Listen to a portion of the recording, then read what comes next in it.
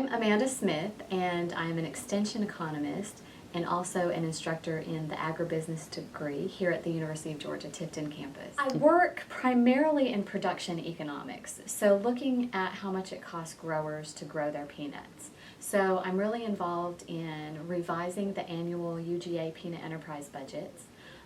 We've got those for irrigated peanuts, non-irrigated peanuts, as well as two different tillage methods. So we actually have 4 budgets. There's conventional tillage or strip till, and of course irrigated and non-irrigated for both. So very involved with that, figuring out how much it costs growers to grow their peanuts. It is. Peanuts are very expensive. We like to say they're really capital intensive because they require specific harvest equipment, and you know, in terms of how you dig them, you've got to have a special implement or machine for that, and how you pick them as well is a special peanut combine. So, and you can't use that for other crops. So it's expensive from that standpoint. Also, it's pretty intensive in terms of the inputs. Now, we don't have to apply a lot of fertilizers to them because they are a nitrogen fixating crop. They're a legume. But we have to treat the land with maybe lime or gypsum every 3 years or so, because that calcium is really important.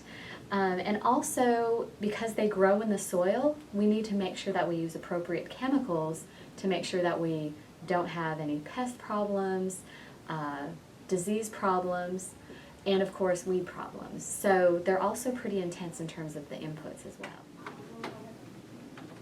This is Amanda Smith.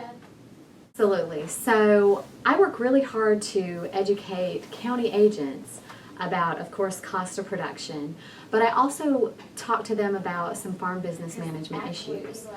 Maybe they've got a grower who's been into their office and saying, hey, I'm looking at leasing some land to an operator. Maybe retiring from production, I'm not going to grow this year, but I want to lease it to someone else and keep it in agriculture. So are there contracts available? What are some things that I need to know as a lessor to make sure that I'm protected and we've got land rent values set right and things like that? So I'll do trainings for county agents to educate them about that on various farm business management issues. We also have a peanut agent in-service training where I'll go through the enterprise budgets with them in terms of the peanut enterprise budgets and of course the crop comparison tools, so they know how to use the peanut price calculator, which helps growers figure out their weighted average price for peanuts that they're actually going to get.